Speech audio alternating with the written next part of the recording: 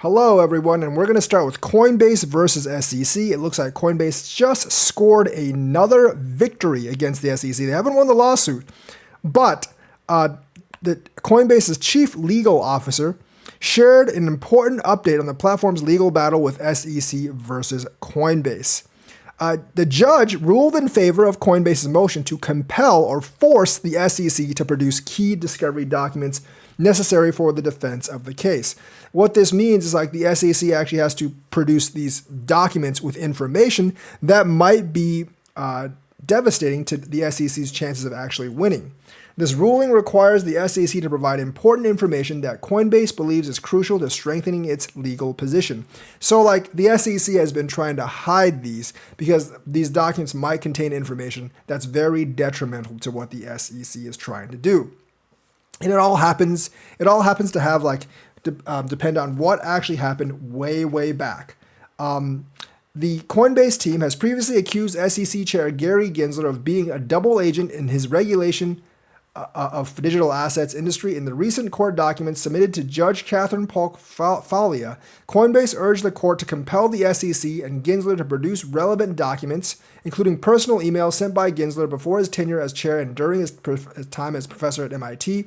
They want to make sure that everyone knows that while he was a professor at MIT, he said that most digital assets were not securities, and it completely flipped, and they might have to go into why. Maybe like Elizabeth Warren or other senators had something to play in it, and there might actually be like some foul play in it regarding what's actually happened and what made him change his mind so much. So basically, like his stances before he became SEC commissioner could actually be valid in this case.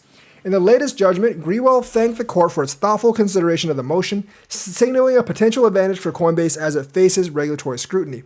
I wonder if the SEC is going to drop a lot of charges because we know we have Gensler on tape basically saying that he doesn't think most coins are actually like securities from a while back, and that could actually hurt the SEC's case.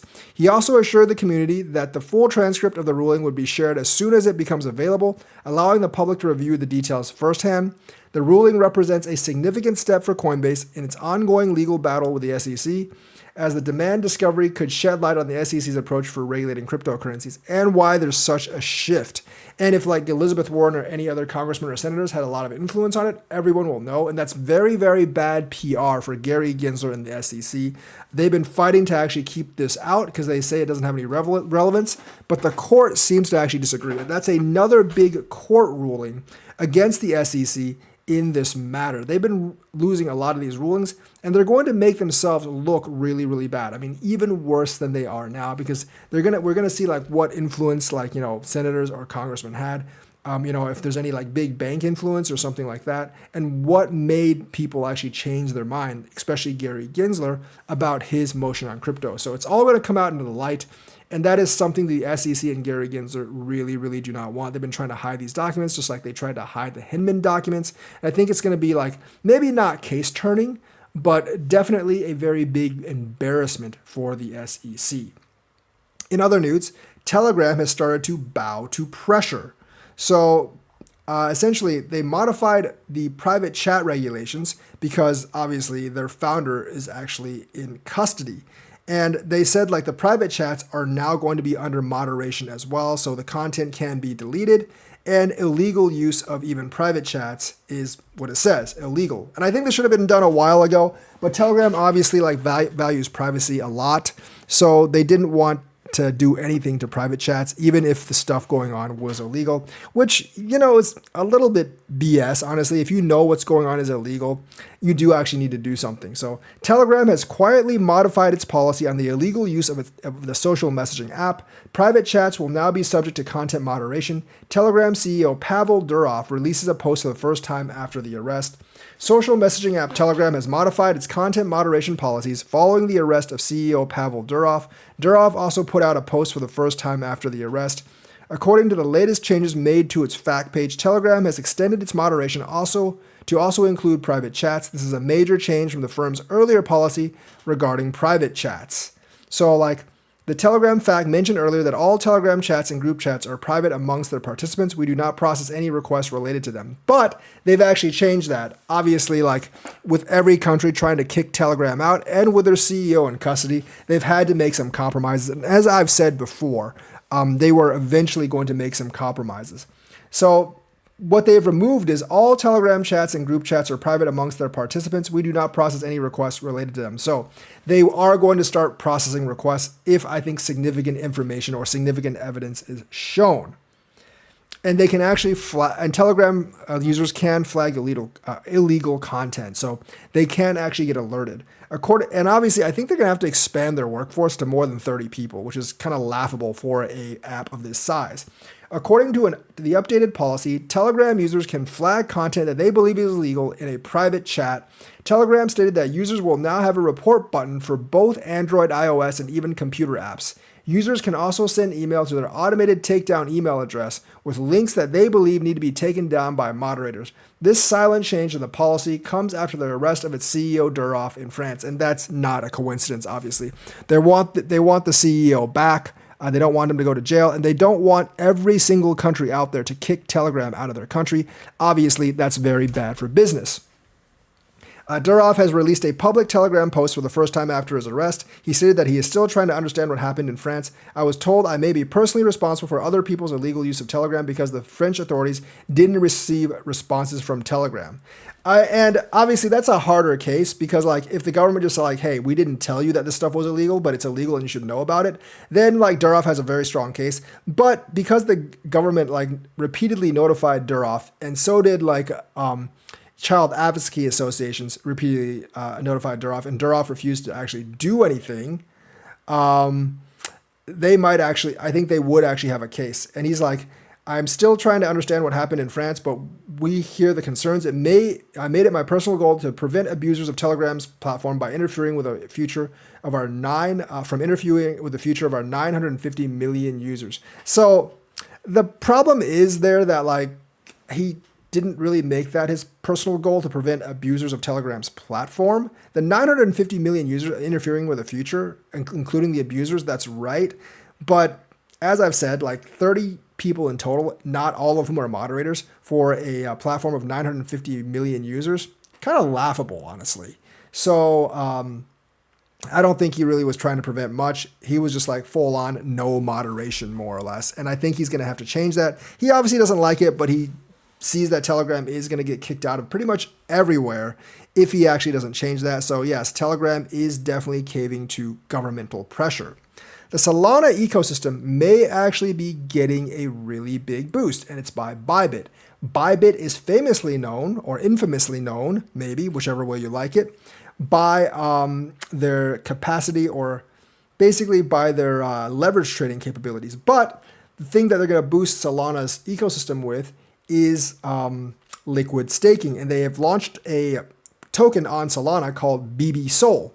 And that is a liquid staking token on Solana, enabling users to earn staking rewards while maintaining liquidity and maximizing returns. Bybit does have a lot of users, so Bybit actually releasing this on Solana will actually produce a lot of transactions. So crypto exchange Bybit has announced the launch of its exchange-backed liquid staking token BB-Sol on the Solana blockchain. This initiative aims to provide token holders with broader financial opportunities. To facilitate this, Bybit has partnered with 4 key collaborators: Sanctum, Camino Finance, Orca, and Solaire. So they're all projects on Solana. And I think this is going to be pretty big. According to Bybit, BB-Sol allows staking rewards on Solana while retaining liquidity. Staking involves locking up cryptocurrency for a specified period to help maintain a blockchain's operations. This process allows long-term crypto investors to earn passive income by supporting the network. So obviously, staking is very, very popular, the ability to earn passive income. And Bybit is very big, so there's going to be a decent amount of users actually using this. This will all funnel into Solana's ecosystem, which has already grown, which is already one of the biggest ecosystems. But, you know, a couple more projects like this, and Solana's ecosystem could be on its way to overtaking Ethereum's ecosystem within the next couple of years. Obviously, it's not going to happen immediately, but there's more and more of these projects that are looking at Solana instead of Ethereum. And, you know, if the more participants they have in their ecosystem, the closer they are to taking on Ethereum and taking out Ethereum as the #1 ecosystem. Obviously, you have to count the layer 2s as well. So, Bybit co-founder CEO Bin Zhao said, by facilitating seamless asset management and unlocking new earning potential, BB empowers token holders, project developers, decentralized exchange operators, and liquidity providers to contribute to the growth of Solana network while maximizing their returns. So obviously, you're attracting the entire population of Bybit users, which is quite a lot by this system. And I definitely think that this is a good thing for Solana. So another plus for Solana, another big win for their ecosystem, and another step in trying to overtake Ethereum. So that's the issue with Solana right now. MasterCard has done a big step by enabling non-custodial crypto spending in a new partnership, and it's obviously has to do with wallets. MasterCard has partnered with Mercurio to launch euro-denominated crypto debit card, enabling users to spend crypto from self-custodial wallets at over 100 million merchants. So that's very, very nice. Global payment giant MasterCard, the master of all cards, is expanding its support for non-custodial cryptocurrency wallets in a new collaboration that enables users to spend crypto while being their own bank. So basically, they're trying to take the banking out of it, and they're allowing you to spend from your non-custodial wallet without going through a bank. After piloting a crypto debit card with major self-custodial MetaMask wallet, in August, MasterCard's new partnership with European crypto payments infrastructure provider Mercurio will further connect traditional finance and crypto. So basically, this is making payments without a bank as a middleman. And this stuff like this is probably what has banks nervous about everything. Because, they don't really want to be cut out, but they might not be able to prevent that. In the collaboration, MasterCard has enabled a new euro-denominated debit card that allows users to spend cryptocurrencies like Bitcoin stored on self-custodial wallets at more than 100 million merchants in the MasterCard network. Self-custody is one of the core concepts of cryptocurrency, providing a method of storing assets without depending on any centralized platform such as a bank or an exchange. Unlike custodial wallets, self-custodial wallets require the users to take full responsibility for securing their funds by being the sole custodian of the private key that allows one to access the wallet. We all know what self-custody is. This is a pretty good partnership. It expands crypto's use case, and it kind of takes out more of the middleman. Of course, MasterCard is still there, but you won't actually have to go through a bank. Through our collaboration with Mercurio, we're eliminating the traditional barriers between blockchain and conventional payments, providing customers who want to spend their digital assets with an easy, reliable, and secure way to do so anywhere MasterCard is accepted.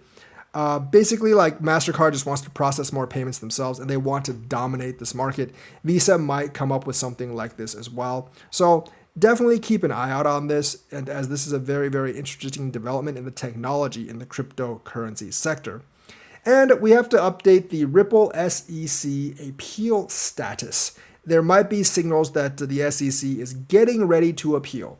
So though the SEC may choose not to appeal the August 7th decision, and I hope they don't repeal, and I think there is a chance they don't because they don't want to lose the part they already won, Ripple's lawyers requested that 111% of the monetary judgment be placed into a bank account to obtain a stay.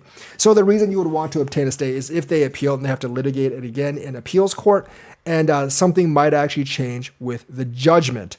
So we're still not out of the water yet. I think they have 2 months to appeal, so maybe October 7th would actually be the deadline. And the SEC does like to drag things out to the last minute. I hope they don't appeal, but they just might because they realize they're not winning any of these lawsuits without appealing the Ripple lawsuit. The legal team, and also I don't think they have a very good chance of winning the appeal because all these other judges have already ruled in favor of the cryptos as well. And it would take overturning a lot. The legal team defending Ripple Labs against the case filed by the SEC has requested to stay the monetary portion of the August 7th judgment, requiring the firm to pay $125 million. In a September 4th filing in the U.S. District Court of the Southern District of New York, Ripple's lawyers said the SEC had agreed to a request to delay payment of the judgment after September 6th. The legal team proposed that Ripple place 111% of the judgment amount, about $139 million, into a bank account until 30 days after the time to appeal expires or the resolution of any appeal. So they put it into a safe account, so if they don't appeal, they just have to pay it because Ripple's agreed to pay the fine. But if they do appeal, it's kind of in hold and the SEC doesn't get that money. So they're basically making sure that the SEC does not get the money at first if they appeal, and they have to actually win the lawsuit and get the appeal done and not actually lose everything else. when they appeal in order to get the money. And I don't think like the courts actually favor the SEC right now. So if they appeal, they risk a lot by doing so, and there's no guarantee they'll win their appeal. So I think the SEC is better to watch out and just take the safe road and take the money. So that's the news for today. Let me know what you think. Like and subscribe, hit that bell notifications button. Thank you and have a nice day.